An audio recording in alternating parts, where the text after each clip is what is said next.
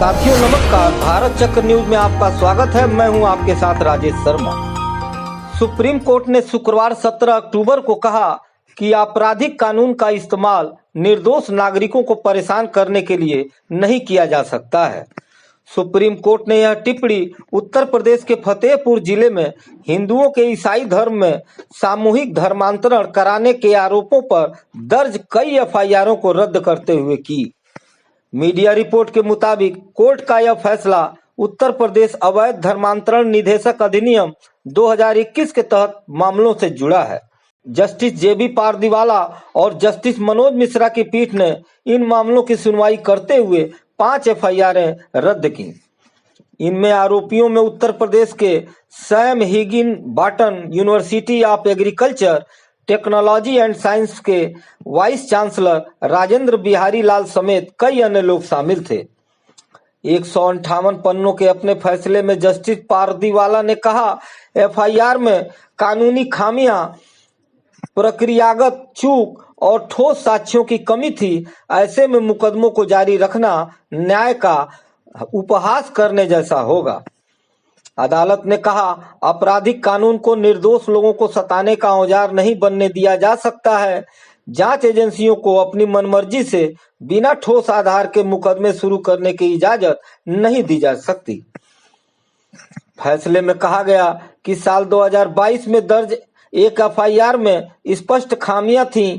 एक एफआईआर से जुड़े तथ्यों का जिक्र करते हुए सुप्रीम कोर्ट ने कहा, पुलिस यह नहीं कर सकती कि जब किसी मामले में पर्याप्त सबूत न हो तब वही पुरानी कथित घटना दोबारा उठाकर कुछ ऐसे लोगों को शिकायत करवाएं जिनके अपने हित इससे सधेंगे और फिर उनकी आरोपियों के खिलाफ नई जांच शुरू कर दें।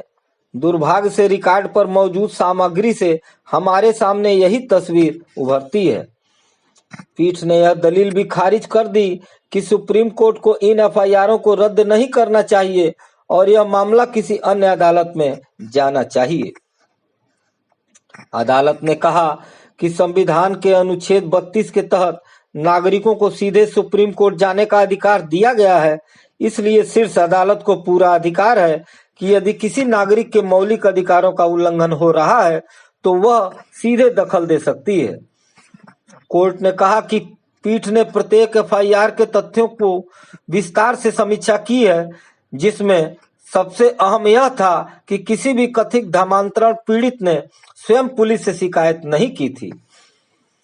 पीठ ने 6 एफआईआर में जुड़ी एक याचिका को अलग करने का निर्देश दिया क्योंकि वह अन्य आरोपों से जुड़ा हुआ था जिनकी अलग से सुनवाई की जानी है। अदालत ने यह भी स्पष्ट किया कि उस मामले में आरोपियों को पहले दी गई अंतरिम राहत अंतिम फैसला आने तक जारी रहेगी। पीठ ने यह भी कहा, अगर हाई कोर्ट को यह लगे कि न्यायिक प्रक्रिया का दुरुपयोग हो रहा है या होने की संभावना है तो उसे अपने निहित अधिकारों का प्रयोग कर हस्तक्षेप करना चाहिए। अदालत ने कहा कि उत्तर प्रदेश का धर्मांतरण विरोधी कानून एक विशेष अधिनियम है जिसमें सीआरपीसी से अलग कुछ विशेष प्रावधान है। पीठ ने कहा, कानून की व्याख्या उसके स्पष्ट शब्दों के अर्थ से की जानी चाहिए जब तक वह व्याख्या असंगत या अव्यावहारिक न लगे। अदालत को उसके शब्दार्थ से हटकर व्याख्या नहीं करनी चाहिए।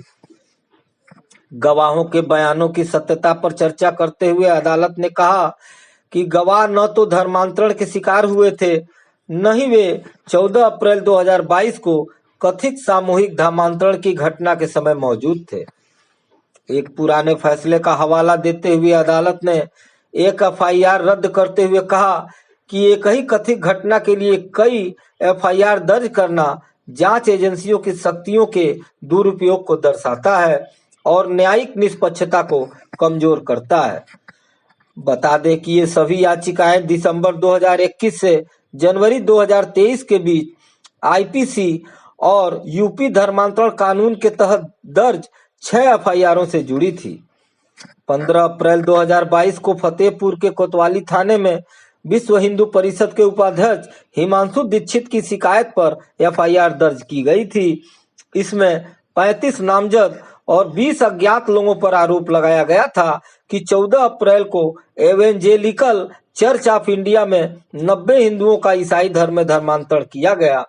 यह दिन ईसाइयों के लिए धार्मिक रूप से महत्वपूर्ण मांडी थर्सडे शिकायत में कहा गया कि हिंदुओं को लालच, झांसे और दबाव में रखकर धर्मांतरण कराया गया।